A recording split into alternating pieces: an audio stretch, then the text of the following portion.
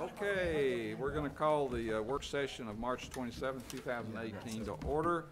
And the next item on the agenda is an opportunity for citizens to make comments on items that are not on the agenda. So I don't see anybody rushing up, so we'll move on to item number one, consideration resolution 2018-19, a resolution authorizing the City of Franklin to endorse an owner's affidavit for the approximately 77 acres of vacant land recently acquired by the City of Franklin, commonly known as the Robinson Lake property, for the purpose of preparing and processing a revised development plan and associated rezonings for the Lockwood Glen Plan Unit development and Robinson Lake property in accordance with the City of Franklin zoning ordinance.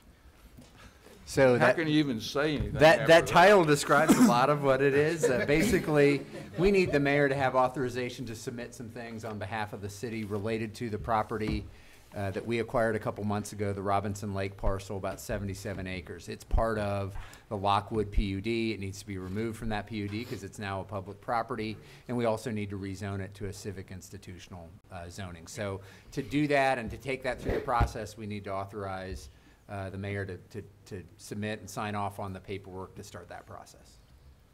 Jim's here to cover it if I missed anything. You covered it all. Good? All right. Trained to be well. Who wrote that? I appreciate it. It's really good. It's You have a scripted. job as a narrator for when you're done. Yeah. When you did it in one breath, that was good. Yeah. I'm catching my breath for number two, which is a resolution 2018-21, a resolution of the Board of Mayor and Aldermen to amend the actuarial assumptions of the City of Franklin employees' pension plan. So we make certain assumptions related to the return that we're going to get on investments in the employee pension program. Those assumptions drive what we budget and putting in for our employees, and there's been some adjustments, and we would like to, over the next 5 years, reduce that from a 7.5% assumed return down to 7%, so about 0.1% a year over the next 5 years. TCRS has moved theirs from 7.5 to 7.25. So as of September. As of September. So we're sort of mirroring what they're doing.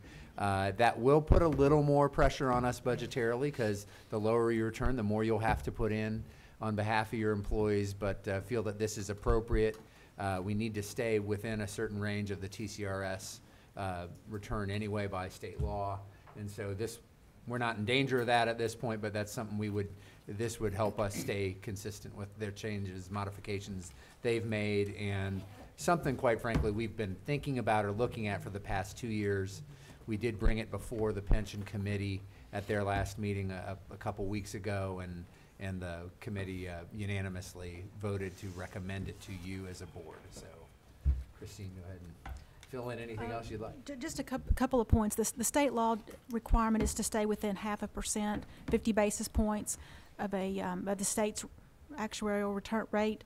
So as they move to 7.25, we are currently in compliance, but we just want to go ahead and get us get closer, which would be at 7.40 for the report that we're working on right now, which is for the end of calendar year 17, and the report's dated for January 1st of 18. And that's also why we're asking you to consider this tonight, because our actuaries are working on the report right now. And if you'll consider the resolution tonight, they'll go ahead and factor this change from 7.5 to 7.4 into their report that they're calculating right now. The other thing, we'll continue to keep an eye on it. If there's ever some sort of change that we feel like we want to modify this change and do it in some other different approach, that can still come to you, whether we lower it more quickly or we hold it at a return rate for a while. That's all something we can continue to look at and monitor. But this sets up what we think is a pretty good approach to this over time, makes it manageable, and puts us where we think we ought to be. But obviously things change, and we'll keep an eye on this on a regular basis as well. Alderman Speedy.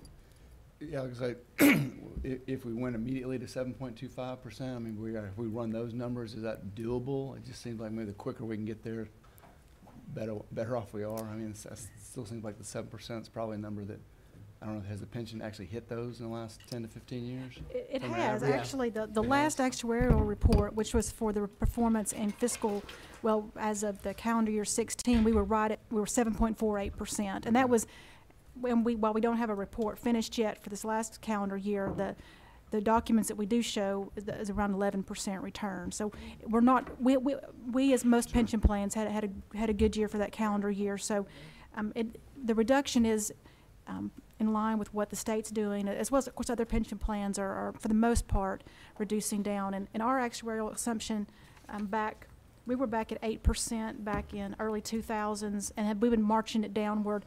On a 2006, we went from 8% down to 7.75%. So we've been gradually, marking that back. And and for the last report, we were a funding ratio of 93%. So we're still a very high, very highly funded pension fund. But we did consider the different scenarios. But of course, as Eric mentioned, if you ratchet it down quickly, Sure. then you do increase your funding requirements. And certainly, we did have a good performance in 17, which will be higher than what this 7.40.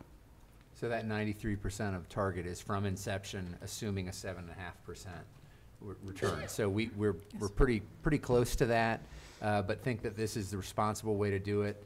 We could be more aggressive. I think we're trying to balance the impact on the budget and what we need to do in operations, and feel like this will get us where we need to be over a more manageable period of time.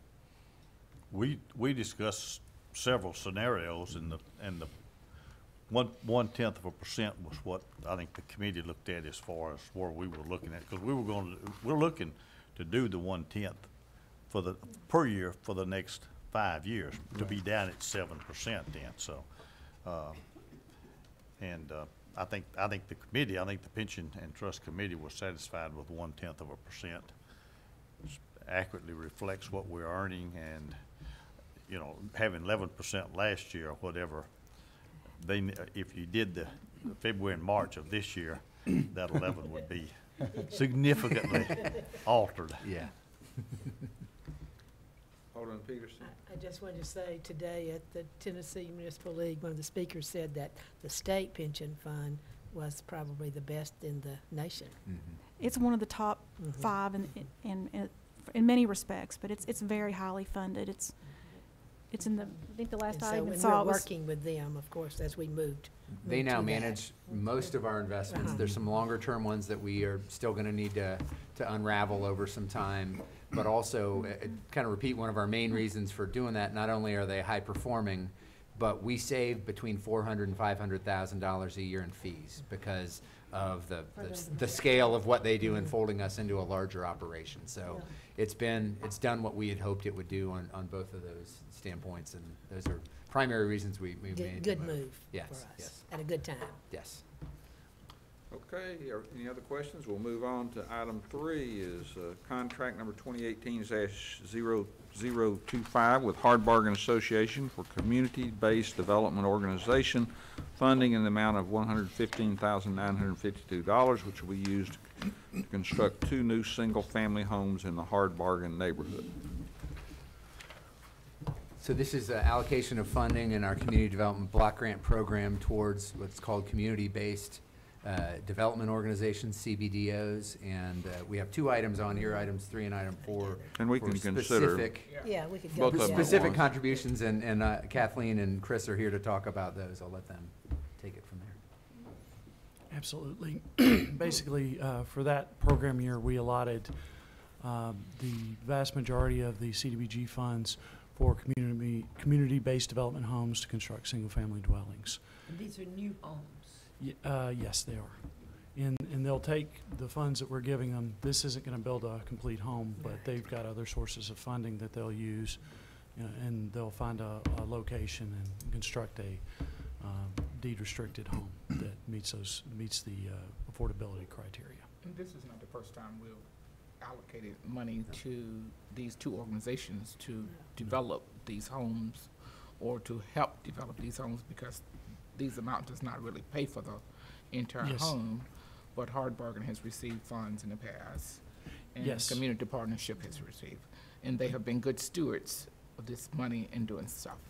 Absolutely. Definitely good partners. Just to put a finer point on the amount, over the prior 5 years, $340,000 has gone of CDBG funds and some city funds to go to Hard Bargain to support the development of 5 homes. in the affordable housing price range. And then this adds another 2 to that in terms of support. So, and the previous ones, I think there's a mix of infrastructure support and some other things that help facilitate the development. But yeah, it's a good partnership, and these are very good homes for folks, and hits that affordable range too. Do you have places for them? You have locations for them? Well, the two with Hard Bargain, they're gonna be in Bungalow Court, that PUD you all approved many years ago. So if you've Oh, on Mount Hope. Off Mo- Mount Hope. So they okay. just are in that little bungalow court.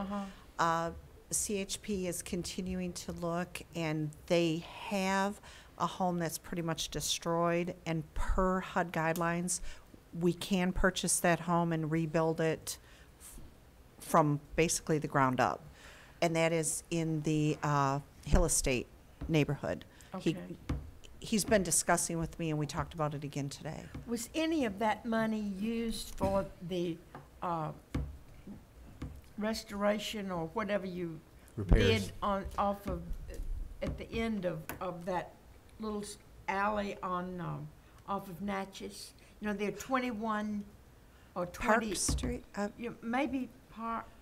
now, we've used CDBG funds to assist a couple homes on Park Street. No, I'm talking about that, it's a building, and I think there are 21 units or something. It's at the end of one. At the end of Park Street is public housing. Right. That's owned by Franklin Oh, Housing that's Authority. public. That is okay. public All right. housing, and I met with them a year and a half ago just to remind them if they wanted to tear all that down, but they would have to meet our new design standards, so they are doing what we're calling facelifts on those.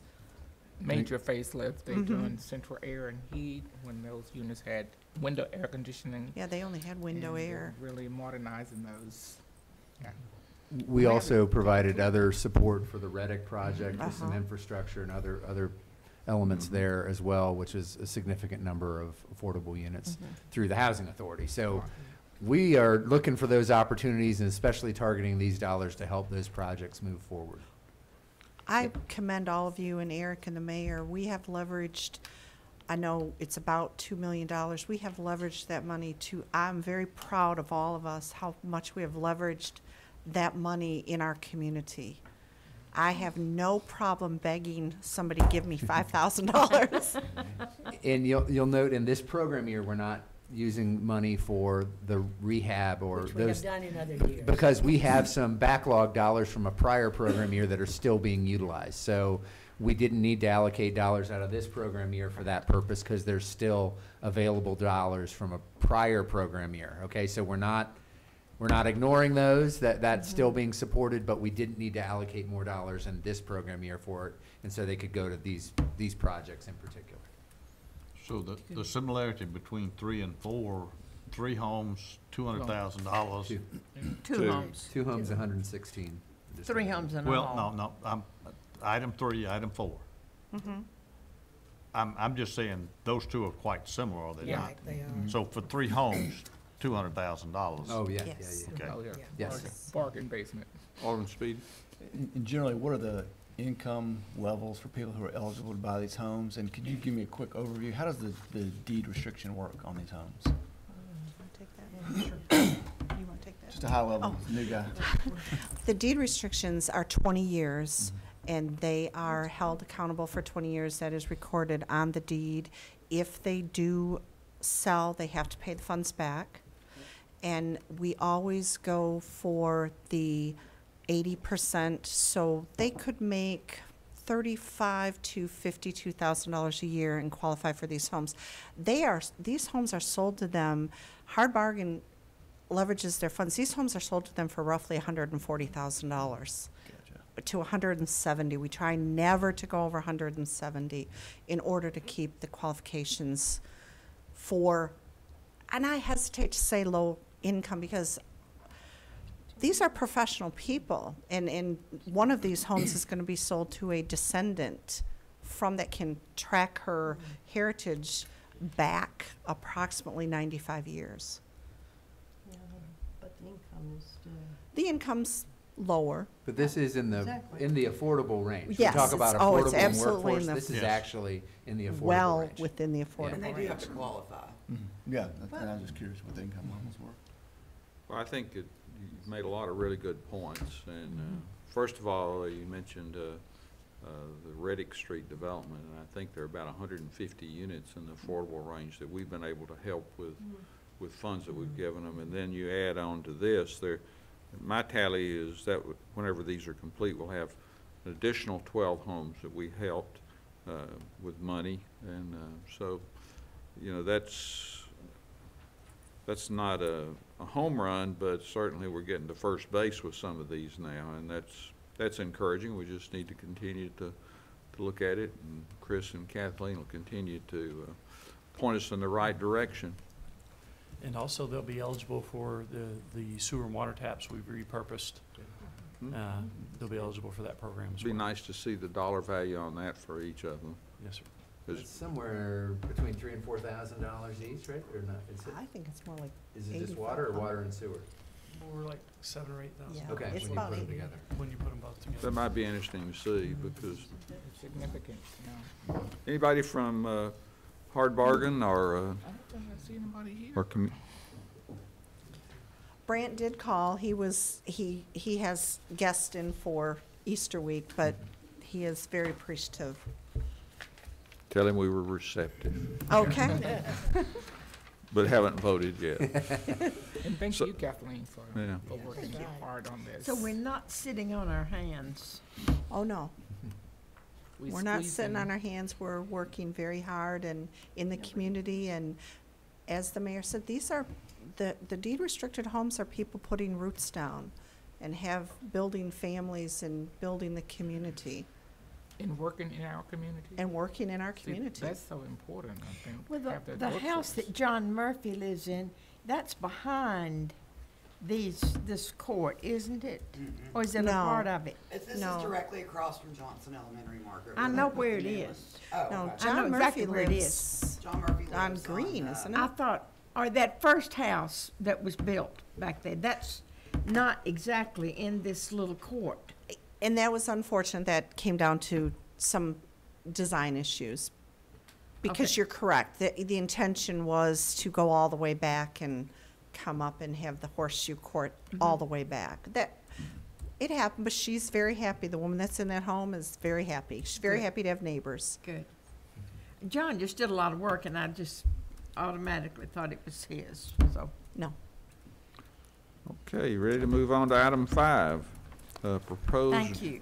Proposed draft ordinance 2016-42, an ordinance to amend Title 17 Refuse and Trash Disposal of the Franklin Municipal Code for the purpose of clarifying service container ownership, clarifying type of service for consistent billing and other general housekeeping. So this is a return of an item we spent some time on, off and on, over the last year.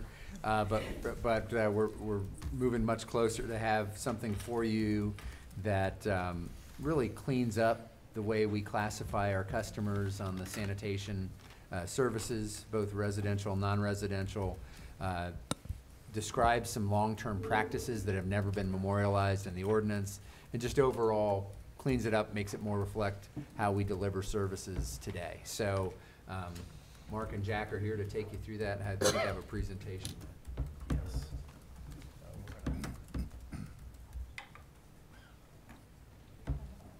Excuse me.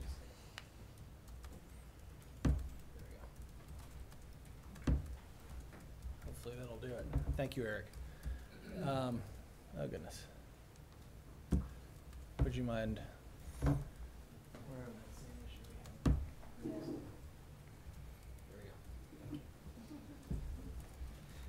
Okay, so as Eric had mentioned, we have been working through modifications to Title 17 for quite a while now, so we appreciate your patience as we've brought it on agendas and pulled it off.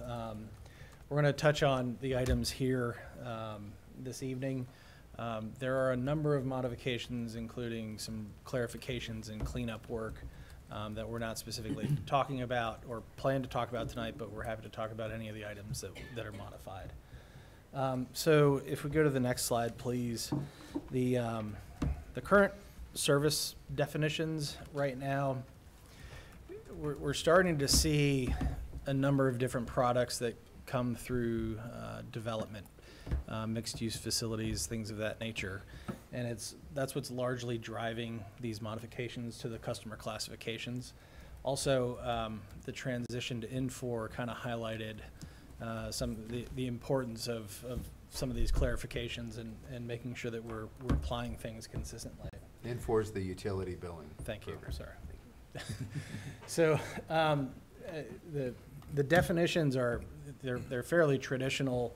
I do want to point out, though, on the proposed residential service definition, we speak to a development that does not maintain centralized locations for municipal solid waste dumpsters. So a residential service right now, we provide, of course, the trash pickup, the curbside recycling, brush, et cetera. We talked about that actually the last time we all sat down and talked. And that the fee for that is $17.50 per month currently.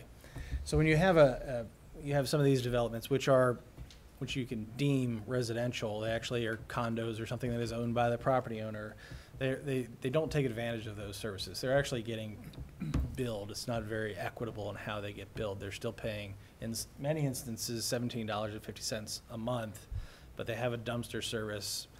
There's nowhere to put curbside recycling in many instances. There's nowhere to pick up brush. There's no brush to be picked up. So it turns out that it's not a very equitable application of the fees. So the idea here is that if we transition to this, that residential service will be done through the 96-gallon rollout container only.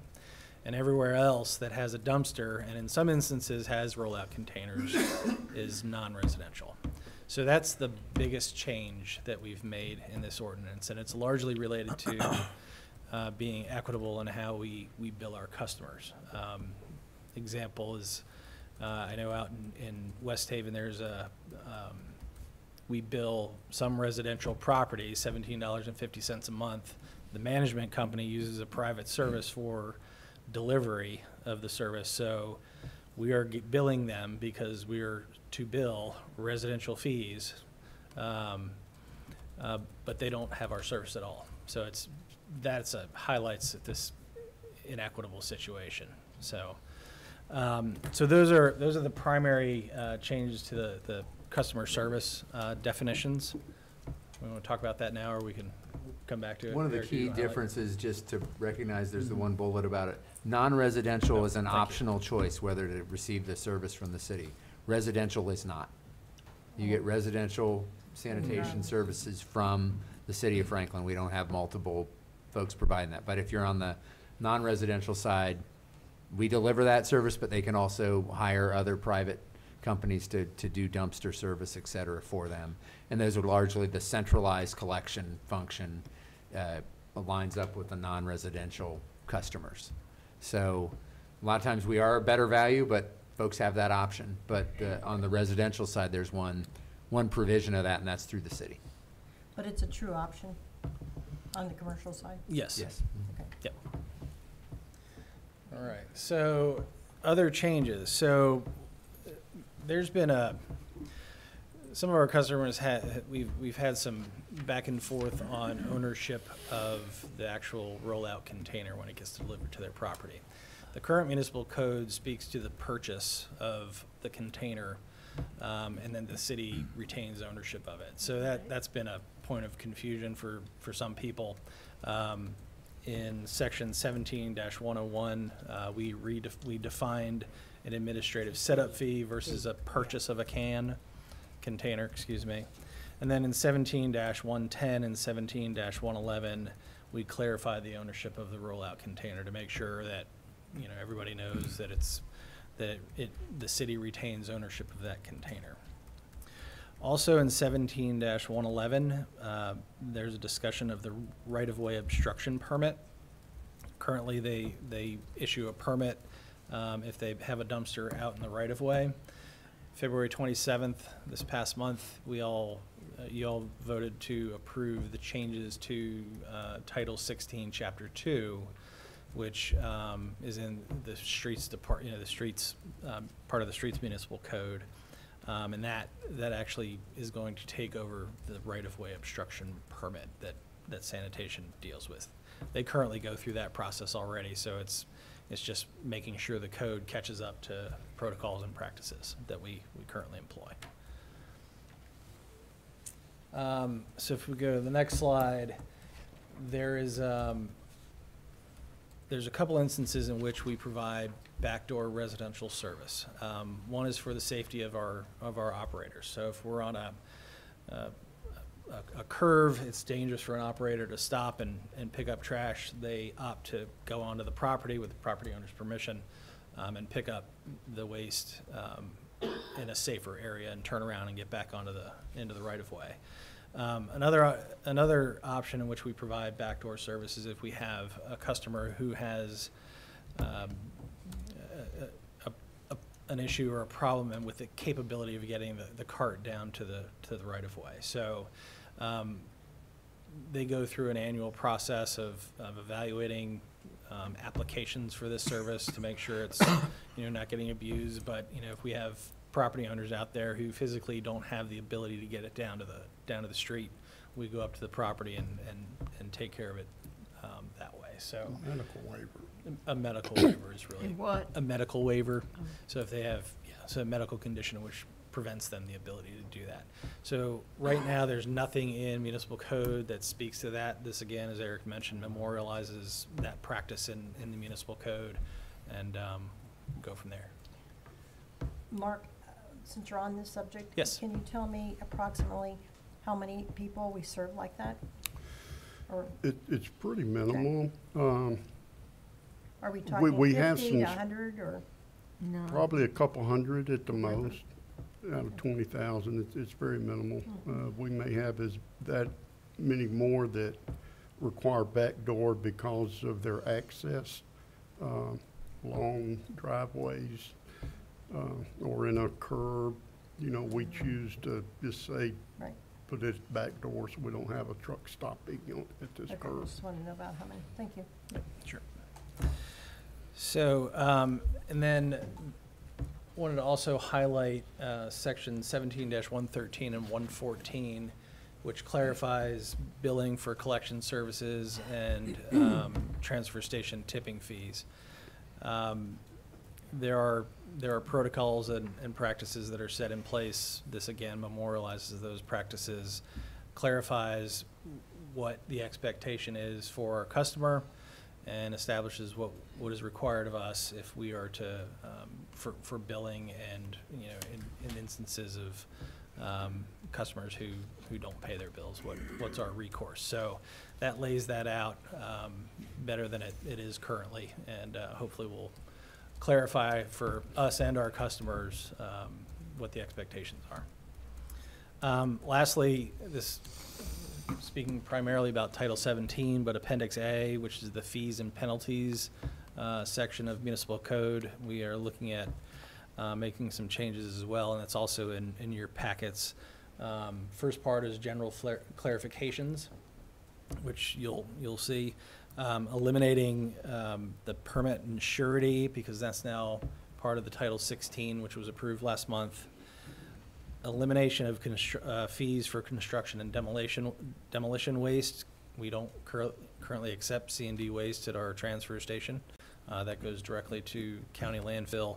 And one item which I highlighted in the memo, and I apologize I didn't put it on this this presentation, is that we are requesting to move the transfer station tipping fee from $45 per ton to $55 per ton. And going back through the cost in that operation, the cost for us to do that per ton basis is between $54 and $55. County, I think, currently is at $50 per ton. So this is commercial haulers that come in, use our transfer station, and then that gets hauled by contractor by county. So that is And typically, our direction from you and the board is to make that reflect the cost of service. There's no need to subsidize a commercial hauler who's using the transfer station. Alderman Glenn.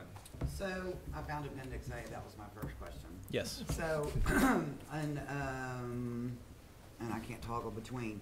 So basically, special collection services, at the very bottom of that page, it says, rollout container excess, $10 per service. You know, I think that may have been there was something that we had talked about.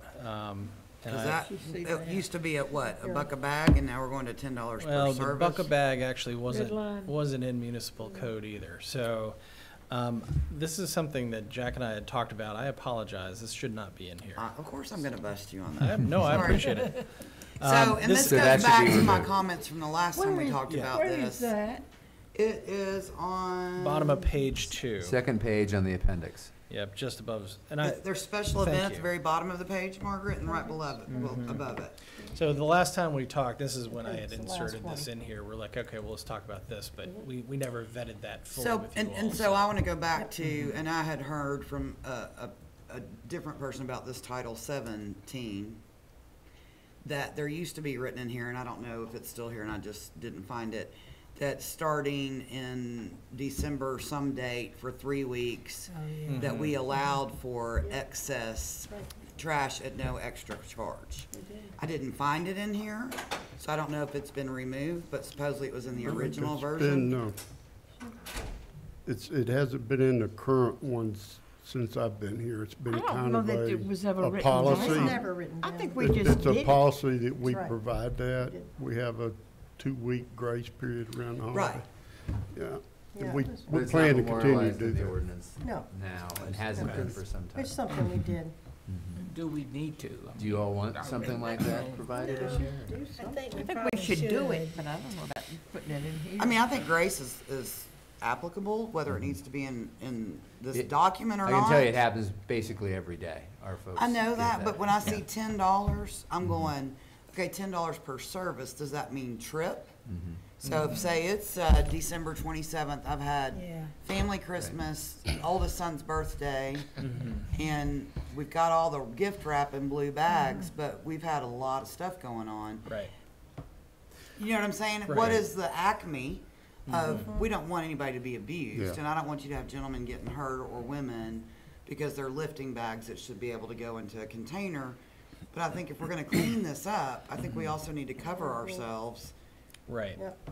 So the last time we talked, we're looking at changing the way we do ground trash, and that's how this, Yeah. Right. that's the sort of how we ended up with that there. And again, my apologies, this is a later version, I think, but, so we would like to go down this path eventually, but it's gonna take education. So, right, we have the ability to add additional cart, do more recycling so you don't have overflow, or just hang on to your waste if you have excess. So if we put in a grace period during the holidays, I would recommend that we have some type of cap on that, because I don't want them to be, Thanksgiving week. We don't want somebody to and- decide to clean out their house and go, oh, we're in the grace period, let's clean out the That's attic. exactly what I'm Yeah. talking about. So, yeah, and I wouldn't expect that to happen, but, okay, so we'll take this out, and we can, take a stab at writing some, language that, talks about a grace period. Well, and define service too, what does that mean, $10 per service? Well, that's one of those things, we hadn't even vetted. Don't even it. go- So don't this- even This ask is this. just a mistake. Yeah, Okay. this is purely a Placeholder. mistake. Forget this So- is here. That needs to be removed. Yeah, that's removed, so my apologies for that. I But just we'll wanna look say, at some yeah. language to. Just say one thing, whenever you're talking about education, since we've been talking about this so much, I've noticed, the things that I go by, and a lot of people don't know how to break down boxes. Yeah. And Yes. that's what's out there, and really, I mean, I think I And can do it's- that now, so it's- there's something that people could learn, Yeah. Yes. It's a big part of the time we spend on a route is due to that Uh-huh, very reason. uh-huh. And it could be, I mean, it's an opportunity for education for Yes. our, So have a class for for breaking down residents. boxes. Alderman Burton. So what happens if somebody just puts out a bunch of boxes? let's see, Do they get picked up? Currently, we pick them 'em up. Even if they're not broken down?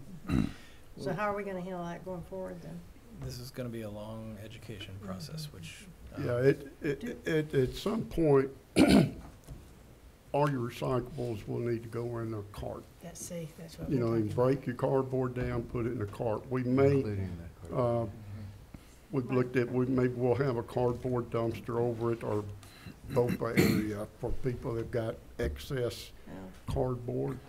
Now, when people do move-ins, move-outs, whatever, What happens then? we pick up that excess cardboard then. Do they just need to call you? Yeah, but at That's some a point, special they'll need to situation. put it in the cart, or we'll provide a secondary location where you can bring What a if, truckload of cardboard. what if somebody was doing a project at home and they had a lot of shipments coming in of stuff they were remodeling? I was thinking of a neighbor down about 2 blocks, and they had all the stuff, and then they took the cardboard out, but they had a ton of it. So if they're gonna have something like that, can they just call you and have it picked up, or do they have to pay extra for it, or what? They could call and there would be a service fee Phone call associated. triggers money, probably. Yes. Yeah, so that's not what's envisioned for weekly residential service. So. So an extra that- pickup like that's gonna, Yes, ma'am. okay. And how big are we thinking that the recycle containers would be? Because I we think have that- more, you know, I've said that's before, we open have for more of that than we discussion. have We- regular. Yeah. They can be 96, 64, 48, 32. So compared to what we have now. So it could be the same 96 is size our as current what you trash have. cart. Good luck at storing those Same in your size, garage. 2/3, a third. So Jack and I have been going through implementation of what we had discussed the last time, part of which is how do you charge for excess, and, you know, what's the mechanics of that, and what's the education to get from here to there. So there's still a lot of work to go on that, and again, my apologies for that. That's way ahead of where it should be, so. Alderman Clanton. Just my marketing hat. I think on the education part, well, I know we have Melissa and her incredible team, but we have the bills because we're actually charging these people for these Right. services. To me, one component that would really get people's attention is to actually put something on their rollout cart Yep. that says, you know, kind of like changing the way we do things, and that's very loose, so that, and also direct them to a place on the website that gets them more checks and balances. But to me, something in your water bill is not gonna be as eye-catching as something on the actual container you put your hands on every Yeah. week. When we started Blue Bag, we did that, Yeah. and it was pretty effective. Yeah, We I gave mean, the people a printing Blue costs- Bag, Yeah. you know, so. Mr. Levi's is something what he's like laughing Yeah, about. yeah. And when we did the 4 10-hour workday, we put hangers on the carts. Yeah. That would So be my that is a good way to, suggestion. people That can't is a miss good it because idea. they go out there to get their rollout and take it back and they see it. So that would certainly be something we would use. Alderman Martin. When do we anticipate getting the rollout carts? We, so the changes here don't require us to start moving towards rollout carts immediately. We're hoping to implement with, I think, The soonest, it's a year away, yeah, the soonest, because we got to figure out what we would do, how that would play into everything we do, and we're gonna have more discussion with you about how we might modify the service delivery model.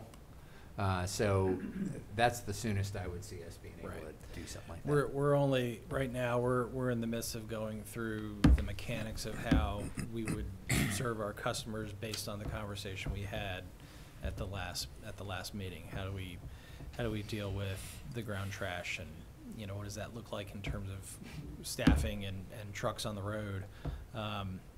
Adding the brush and the yard bags together, and then planning out the transition from blue bags to rollout carts. And that, as Eric said, is, I would say, at least a year away. I think we're probably shooting for, well, what I've had in my head is July 1, 2019. Yeah, that's probably right. Is what I'm shooting. I'm still working on blue bags, so let me right. know when I need to switch over and try to We will do that. educate to the Well, we rollout carts. We don't want to start putting rollout carts in people's yard, and, you know, that we want them to understand where we're going, what we're doing, what the cost is going to be, all that, months ahead of when we actually start making transitions. Of course, you guys are with And us we'd wanna- all the way. So We there'll be will another plan a setup fee. seamless transition to where, you know, basically you would just keep using your blue bag till we got your cart at your site, and we may go by route setting out and getting set up or whatever, but it'd be the same truck picking up the carts as the blue bag, so, That's a good point. It wouldn't have to be day one, everybody. right. Right. Has to go to a rollout. We may be able to phase it out over a longer, phase it in over a longer period. of I'm time. afraid what's gonna happen is they're gonna put the blue bags in I was the, gonna say that's inside the probably blue what I'm car. gonna be It's doing. okay. That's part of it all. Yeah. We'll work And through that'll that be all. part of the education. A lot of people are just gonna use them all. Till they're done. Okay, so, is there going to be another setup fee for the new carts? And will there be a monthly fee? Looking, right now, I'm currently looking at a registration process where people would actually go online or come by and register for the recycling service so that we can get a delivery addresses of who There- would participate. Some cities just automatically give everybody a card. That's always an option, but that's a costly option because then You'll have people who won't use it and you'll things have, of that nature. you know, so. people that want to recycle will pay the fee because they won't have to buy bags just for recycling anymore. And, There may be- The answer is we will have to walk through what that looks like. there's Because there's options. structures that look at a discount compared to a base rate for folks who recycle, so that you Yeah, could you see. mentioned or Yeah, so something there else. are Yeah. different Yeah. rate structures that we'll need to evaluate over the next year to understand what works best, makes the most sense for folks. So yeah, there are a lot of ways to approach it, but we would want to make it, do it in such a way that continues to encourage recycling. Because that is That really. while it still has a cost to it, it is less costly compared to sending everything to the landfill. Yeah, and I would, some great ideas, and we look forward to that opportunity, but don't tell us too much, because if you tell us too much now, that's what we expect, so don't ask any more questions. There's still a lot of details to work Yeah. out. That's why the soonest it is probably July of 19, like Mark said. Alderman Berger? You know, I don't understand. So we are going to have this, when we transfer from blue bag to recycling, we're going to allow people not to participate, right? Still? In the Well, blue- we do now. We Yeah, I don't know, have I know. mandatory recycling. But But that's then they something- need to be paying more for their garbage pickup. That's all part of the discussion. Yeah. Is your rate structure. I'm just saying that I want to see the people that don't take a recycling canister, whatever you want to call the rollout, to be paying a higher fee. Because it's costing the city more money. In essence, it's costing all the taxpayers more money. And we're instituting and have instituted this program for a reason. And we all thought, oh yeah, let's do it on a voluntary basis, and what do we get, 60% participation about? Th- Which there's- is great, Mhm. but There was 60%, a 2020 goal of achieving 60%, Yeah. so we were pleased that we. yeah, Really yeah, and then, so we've got 40% of people that are not participating, Well, and, in just the don't- recycling world, participation, set out rates, set out rates, true, yes, it's two different animals. yeah, true. My feeling is a lot more than 60% of the people or residents here participate. They just may not participate every week. A good point. And Good point. it's a recycling murky area with numbers, but I guess that there's probably 75% of people here in Franklin recycle. Because all you gotta do is go out on the routes on route days, and it's pretty impressive. Right. All right. Thank you all. Thank you. Thank you, thanks. No, that's all right. Let's see, downtown parking study discussion. And you now have it on your There you iPad, Oh, I okay. think, if you You look. should have it there.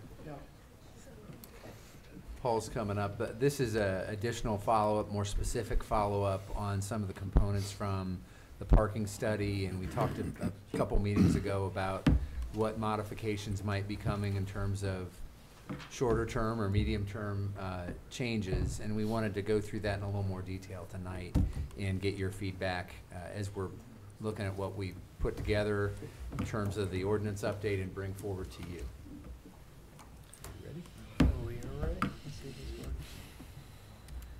Okay, so really the agenda for today, the primary conversation is really around the parking duration and trying to seek the board's direction on how we proceed with the duration and inform you of some of the feedback that we've heard from some of the business owners.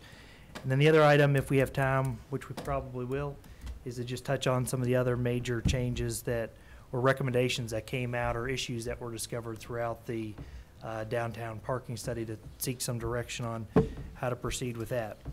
And so the triangle is one of my favorite exhibits during this, and it really just free and convenient parking is typically not available. And really with the parking duration study or duration discussion, we're really just looking to change some of the 4-hour parking to 2-hour parking.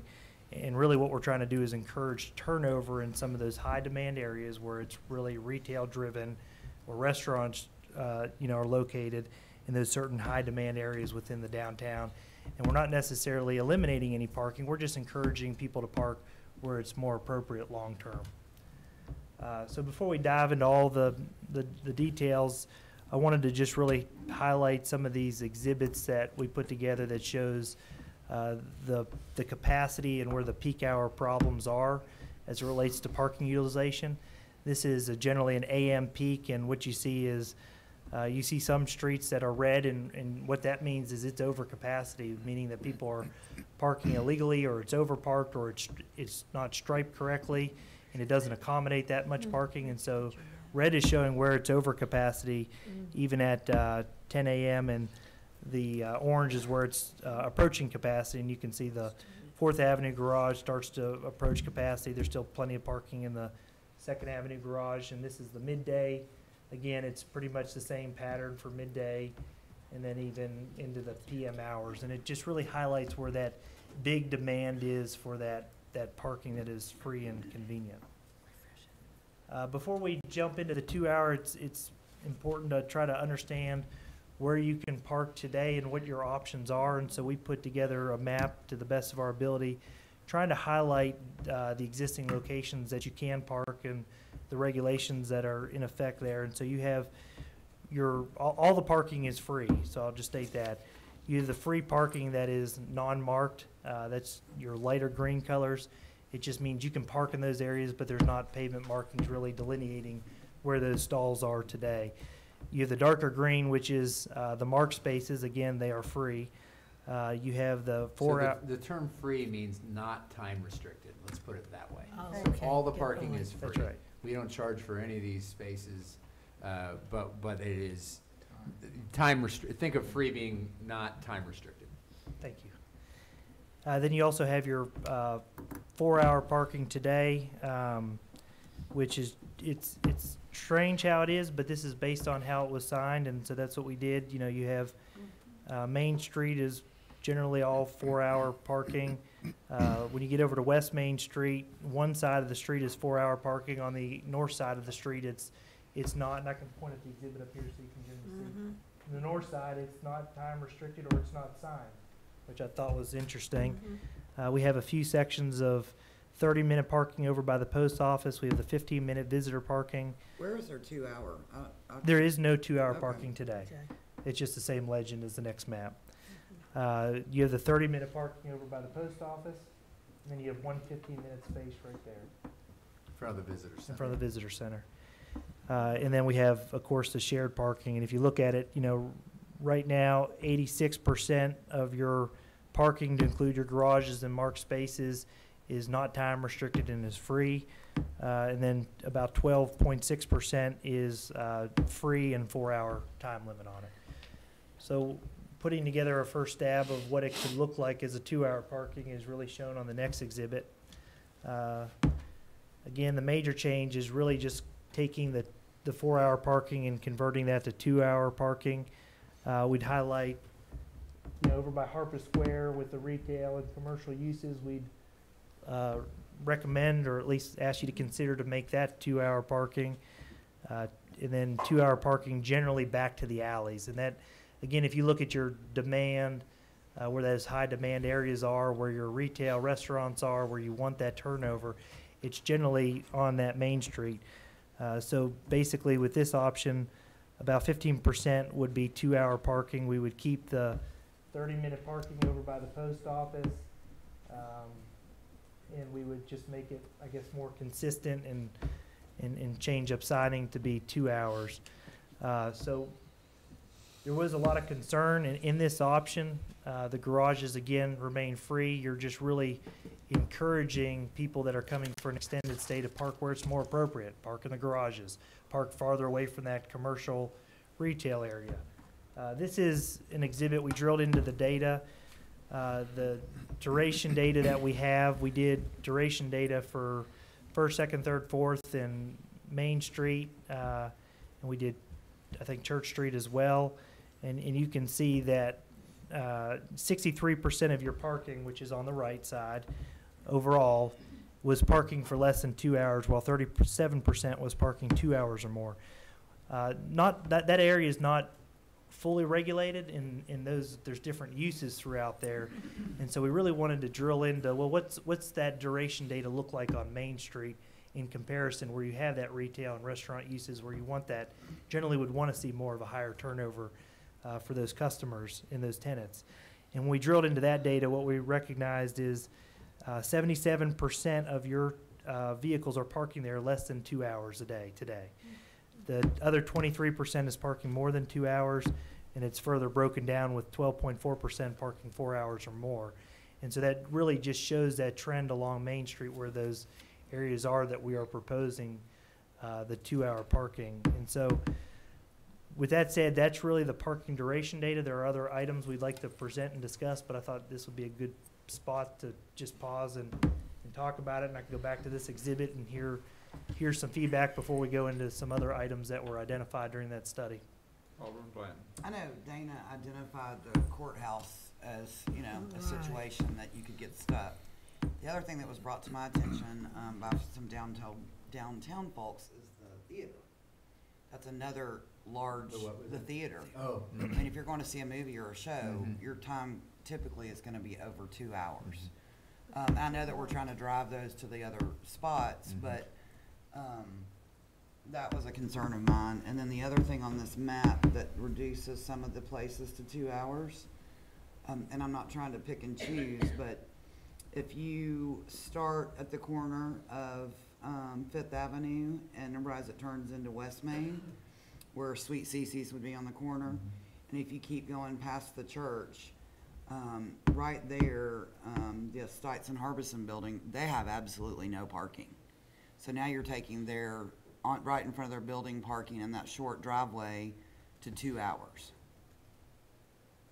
You know, they have absolutely no parking. Yeah, it's about 7 or 8 spaces there on the north side. On the south side, it's all 4-hour parking today, so you would look at making that 2 is what we're showing on this exhibit. But nobody, right in front of that building, there's no signage that says 4 hours. Yeah, right in front of the building, there's not. That's right. North side of the street. there Or is the some- side street next Yeah. to the church. Right. And the side streets. That would remain that way. Yes.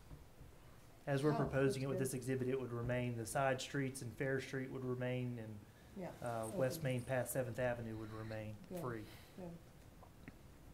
No I time just worry restriction. about Sorry. so much Yeah. 2-hour right there.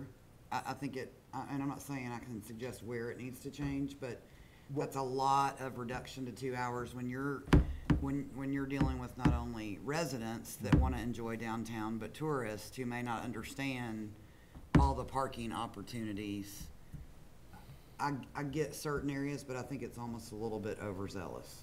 What we're trying to do there is you've got an inconsistency where it's not time restricted on the north side of the street, and it is on the south side, so we probably need to kind of make a choice there about what we want that to look like there, just so that it's not inconsistent one side of the street to another. My observations is where the CC's is, there is some retail shops there. I don't know exactly where Right. Stites and Harbison is, but that area to me was primarily that retail area where you'd want to see it, but it's up to y'all. I would cut that off at the church. So at 6th, Alderman Berger. Yes. You too, Alderman Blaine? Yes, sir. Good. Alderman Oh. Berg? So, wait a minute, let's back up here. So one side is, where are you talking about? One side's 2-hour parking, one side's, Currently, I mean, from 5 Points West, yeah. that what- area in front of Sweet CC's and the retail area that's there, used to be the fire station. Yeah, The north side is not time restricted, and the south side is 4-hour parking. Up against the archives, yes, yes. you know, what would be the big deal about having different hours on different parts of the street? Would that be weird? I mean. Yeah, it would is it? weird.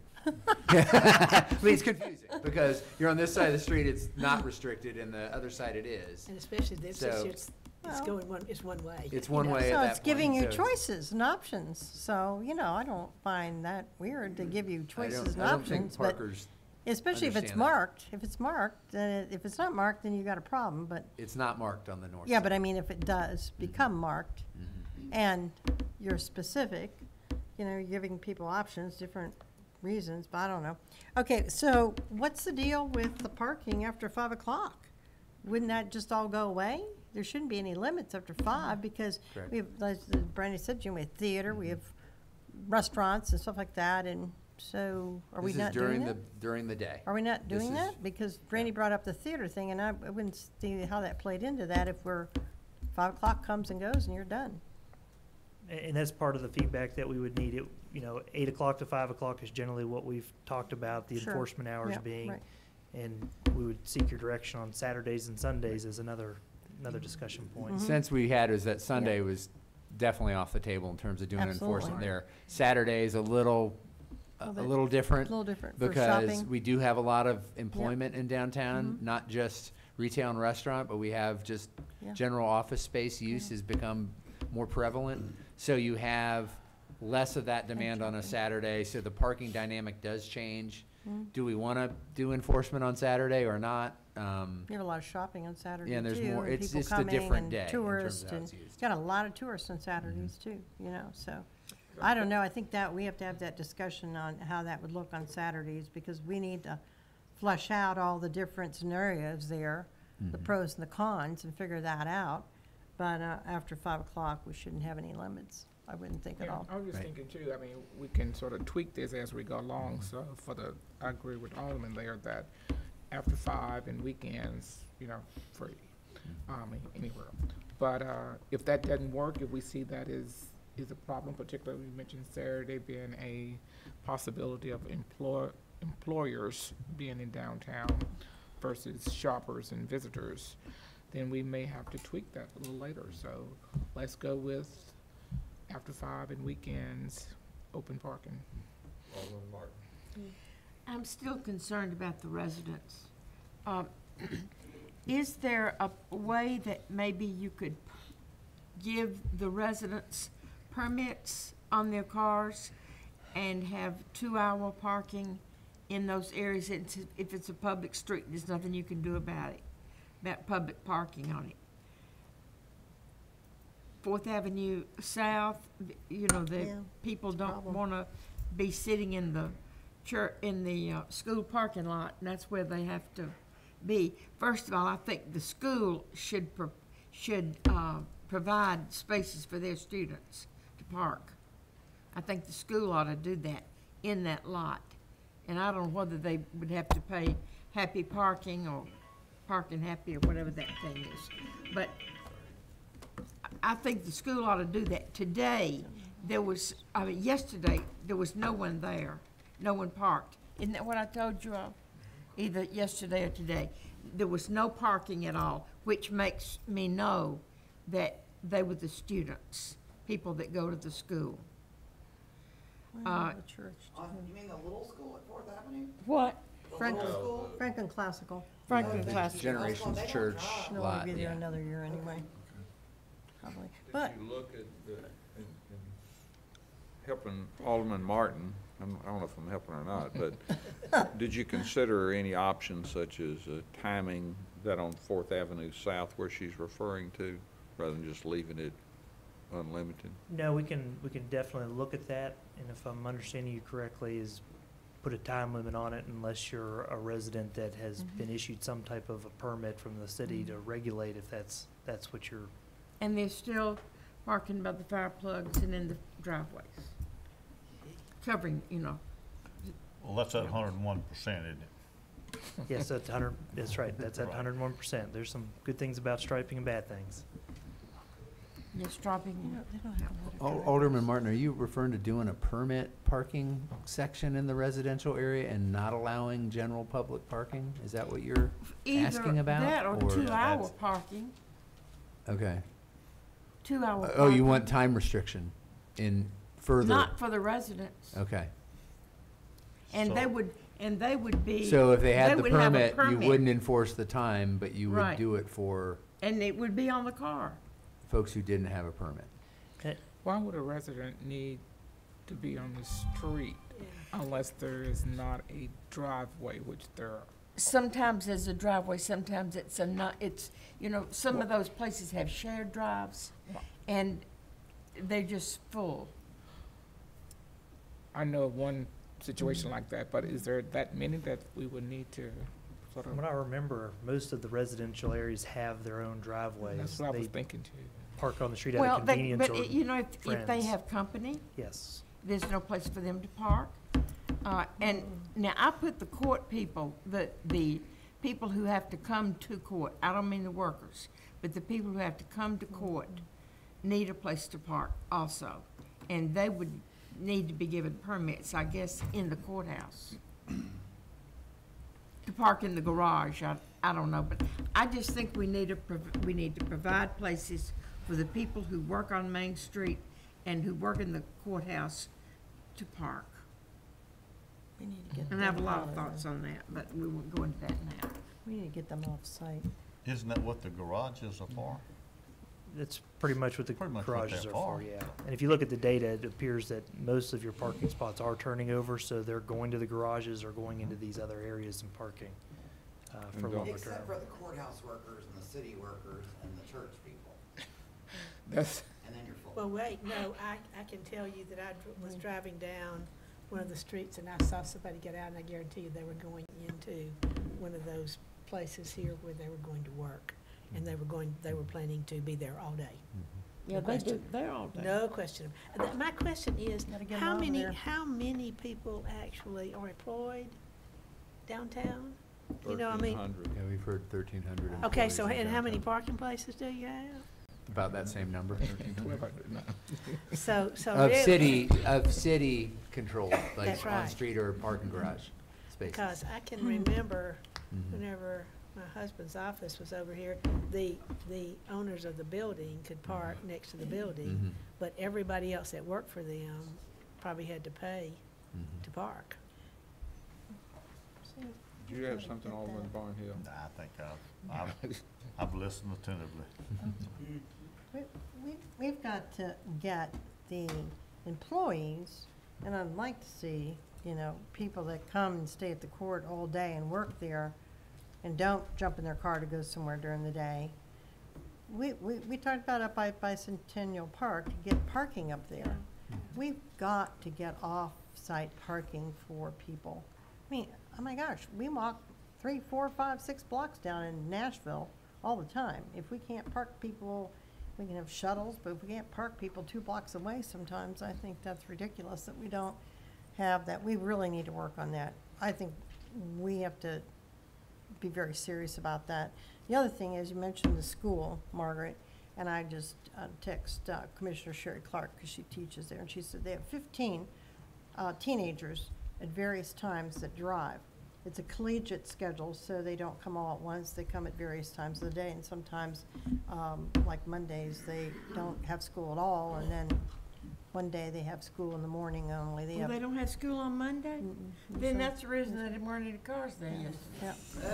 yeah. And they have Spring break. the high school has, Amazing when you're not there, you don't park. the high school has a collegiate schedule, so they have, you know, classes at certain times of the day, and they come and go. So their parking is just, you know, minimal for teenagers there. But, and don't forget that they're gonna be looking at some of the signage as far as directing people, and also the garages are gonna have some mechanisms to show where spaces Available are. So spaces. there's some other Available, things that are yeah. happening besides just True, this little diagram. because going in the garage, that's really important. You know, to say, hey, full, or 6 spaces available. Because as you said, you know, people get up to the top and they have to come all the way back down, there's nothing. Yeah, I The know. other thing is, we do need to think about some other parking. Yeah, we do. You know, that especially, you know, I hate to say there's so much floodplain here and everything that you could have, not perfectly and not easily, but you could have parking where, you know, people, you might have to have a little shuttle or something like that to take them downtown if they're working. But And I when- think that's part of the Right, original and the- recommendation, that we That's- would look for some We do. additional I mean, I'm just options saying, possibly. I think we need to just kind of plan on that, because otherwise, Yeah, we are looking long-term at those and continue to look for opportunities to find off-site lots. Alderman Barnhill, do you want to finish it off? Yeah, be glad to. I think we have to look at a plan that doesn't necessarily filter down to one particular person's convenience or one particular driver's convenience. I think we have to have the 2-hour parking or whatever we're gonna put down there, because we're looking to turn the parking places over. I think there's options. I mean, I don't wanna be completely tacky, but I don't park in the Alderman's only parking place, but I rarely come down there that I don't find a parking place someplace because somebody's backed out or somebody's pulled out or something other. So when we start putting stickers on cars that allow one particular person to park for 10 hours there and the next person doesn't, I don't think that's the answer to the situation and the problem that we're going into. So I think we need to look where we control the parking. Our goal is to turn those parking places and those cars over and have somebody be able to use, more than one person use that parking space for more than, not allow them to use it for all day. That's what we've got now. So we're gonna stay there, we might as well do away with the parking study and get on to another problem. There's plenty of them here. we We're had not 2-hour looking at- parking until 10 years ago, because I was at a meeting here, and I went out, and I was getting ready to get a ticket. I mean, the person was there writing out the ticket whenever I walked out, and I kept saying to Russ, I said, I've got to go, because, you know, I've been here more than 2 hours. So I think, you know, and I don't know how enforceable or how well enforced that was, but truly, until 10 years ago, we had 2-hour parking, period. Yeah. I have one comment. We're not looking at parking meters and stuff like that. Not at Yeah, I this can point. remember those, too. I mean, we're talking about, and you can go back, we're talking about parking issues. Guess, we had parking issues in 1958. Yeah. You couldn't find a parking place Couldn't to put your come down. horse. You couldn't, well, you could tie your horse up. You tied him to the monument and let him graze. I see this parking study is deteriorating to a point where it's probably time, unless. I just had one comment, because I was called for jury duty this week, and, you know, you go down and you try to find a spot in the garage, 4th Avenue. And that time of the morning, I'm sure there was 50 people who showed up for that. So these folks are having to park, and we didn't get relieved until about noon. So we got there at 8, be there at 8:45. So if you're in the garage, it's fine, I guess, because you're not gonna get dinged. But if I was on the street, that would have been a problem, wouldn't it? Certain For- areas of the for- street, as we're proposing, Yeah. yes, that would have been a problem, Yeah. but again, the garages would not have been a problem. We're Yeah. we're not eliminating parking, we're just encouraging to park where it's more appropriate. So I guess I'm still trying to get a general sense on where everyone stands on that issue. See you at 7. Well, no, Well, we we- still have more if you have time. Yeah, if we've Oh, I'm We have sorry. more specific parking adjustments we'd like to Oh, I'm walk sorry. through with you, if that's okay. These are some other You paused. issues that came out Yeah. that need to be addressed. They need more evaluation by us to bring forward, probably on a case-by-case basis to to try to get decisions, and we're still looking at it, but I thought it was important at least to put it on your radar to get you thinking about it. So some of the other items that came out, and you'll notice there were 2 attachments that got uploaded today. One of them is the pavement marking plan and signage plan. Yeah. And it's draft. It's just a plan that helped us identify the number of spaces we could actually have in downtown. That's all it is a draft. But as we look to implement parking spaces, we would start fine tuning that and looking at it more critically. Some of the issues we discovered were site distance issues at certain locations. Church Street has continued to be a problem due to lack of width, and we're going to go through each of these one by one to get your feedback on. And then Cummins Street is another area where we get a significant number of complaints. Looking to add a transit or ride share spot on 3rd Avenue at the square, 3rd Avenue South, just south of the square.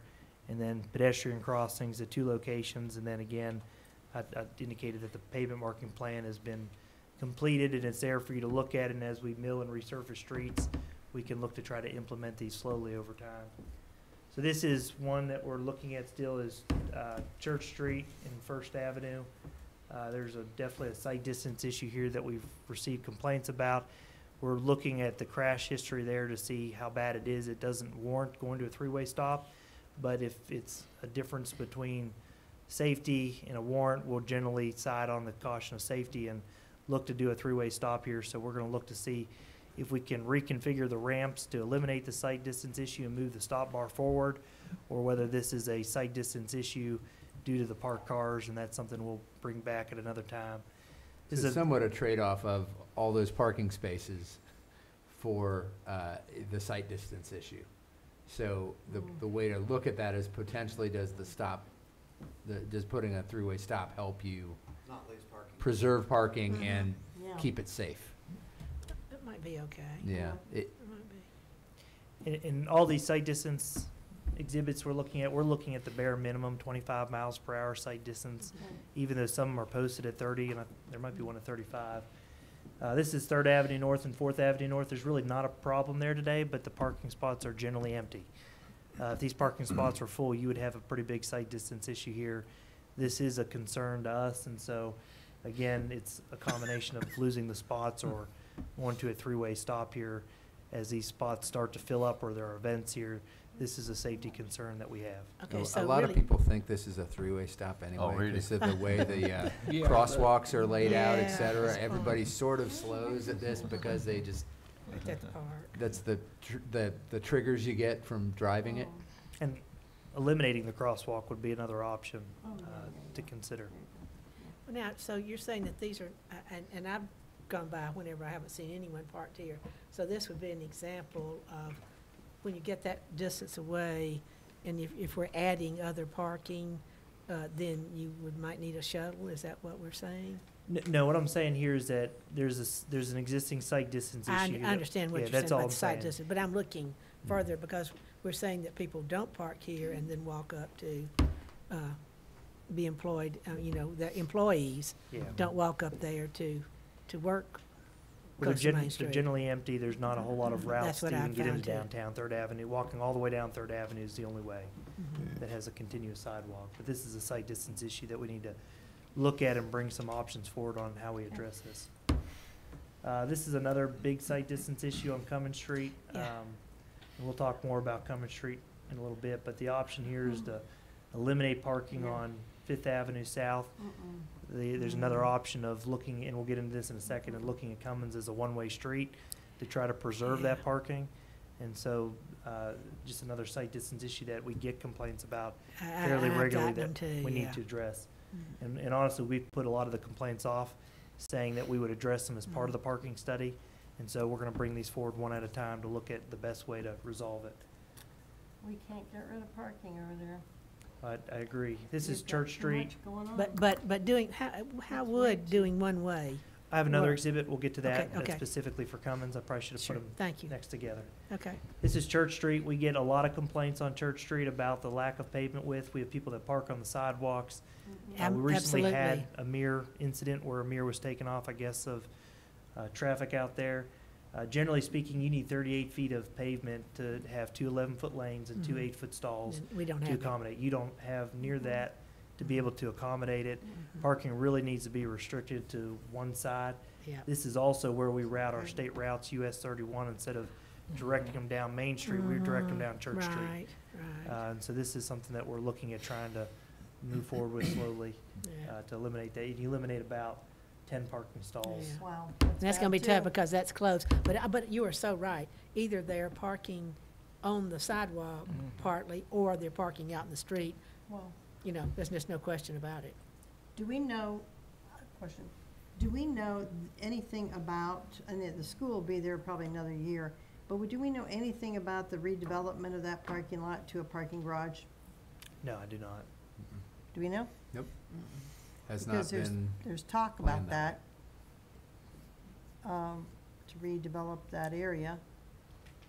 I've heard talk, but I've not seen any All right, action. There's We been need, no we need to, specific we plans need to be put forward. talking to them about that, because we've got to have a parking garage there and probably have whatever they want on the bottom floor, and then your second, third story parking. This would be an ideal place for it, and would also help the courts, would also help the restaurants in that area. So this is Cummins Street.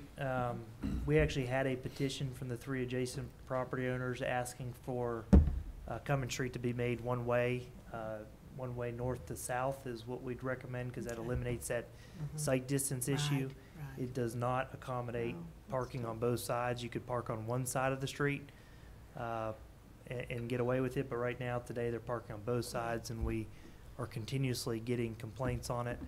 And so making it one-way north to south would be the best situation to try to maximize parking on Fifth. if you did the one-way, could you preserve parking on both sides of the street? Could you do option B and preserve guess you parking could, on both couldn't you? sides? And just That's let a them good park in point. the same That's a good direction point. Yeah, both make it a sides. one-way. Make it a one-way. It's basically a single lane. Yeah. Yeah. You could do it in some sections. I mean, I'd say, I will say it's still hard to pull out of Cummins, because I go down Cummins and cross over to Mhm. continue on Cummins, Mhm. and it's like, Oh, yeah. okay, Oh, yeah. I'm gonna go. I know So what you mean. we need to back up the part where they can park right there for sure. yeah, you could, generally Yeah, help, speaking, you're gonna yeah. want 26 feet of pavement to park on Okay, both so how much sides do of we one have? way. You have 23.4 on the south That's the side and south. 27 on the north side, so we could Okay. squeeze as much as we can into there. But Gotta keep a the 10-foot parking. lane and 2 8-foot stalls is what you would generally want. You gotta keep the Okay. parking. So we that can big. keep looking at that. Gotta keep as much Well, and parking as The good possible. news there is you've got access off Church Street to get to the back of the post office and the bank. So you're not only held to Columbia Avenue and Cummins. Then you go out, you've got to then take a right on Cummings after you've gone to the post box. Yes. Or, yeah. Yep. So the ride share spot, this was something that was recommended. You know, we have a fire hydrant right there. You can't park. What we could look at doing there is a ride share spot of, basically it's a passenger loading zone where you can pull up, drop off passengers. If it's signed appropriately, they can't really leave their vehicle. They just literally can Yeah. load and unload there. We'd look at trying to do Okay. that. It So seemed it's where appropriate. it's, Yep, right, just right. so it's not losing any of our parking Nope. places. You wouldn't actually lose any parking, and you No could still parking have a in there. benefit of trying to have a ride share spot in downtown. Yeah, that'd be good. Yeah, I like You that. know, you could idea. almost do a ride share spot, you know, at the entrance right there, couldn't you? You Can could do get that as well. Really, that's something to think about because I don't know how many deliveries we have there. I have no idea, is what I'm trying to say. Can you get a Really- tour bus there in that spot? Is it big enough for a tour bus? No, but we could look to reconfigure it, move the parking south and eliminate the loading area in front of City Hall possibly. I don't know how often that's used either. We'd have to That's look something to into look that, but at. we could try to Isn't it bad? reconfigure it to get a tour bus to be able to Yeah, load and to unload there. Right. That is a thought. And then also our transit could benefit from it with the transit station there. I don't know their exact routing, but we would talk with them as well. So we're gonna continue to look at that and bring that forward again 'Cause, you know, individually. You know, sometimes, I think most of the time, if we're going on a little trip for the city, generally they park in the back, but I can remember loading in the front Yeah. at that. So it's just something to think about what are the possibilities, think about possibilities. And then the last thing, just to bring it back up, was we're looking at trying to do a ped crossing on Columbia here. And I don't have an exhibit for it, but also at the Fourth Avenue Yeah, Garage and yeah, Alley to get really needs- a mid-block ped crossing there, and so that's something we'll continue to pursue. Yeah, we need something desperately there. Craziest place to cross. So that concludes the presentation. There you go. Sorry to have interrupted you earlier. I didn't realize that it kept going on. Part two. Any other questions? You ready to break till 7 o'clock? We're broken.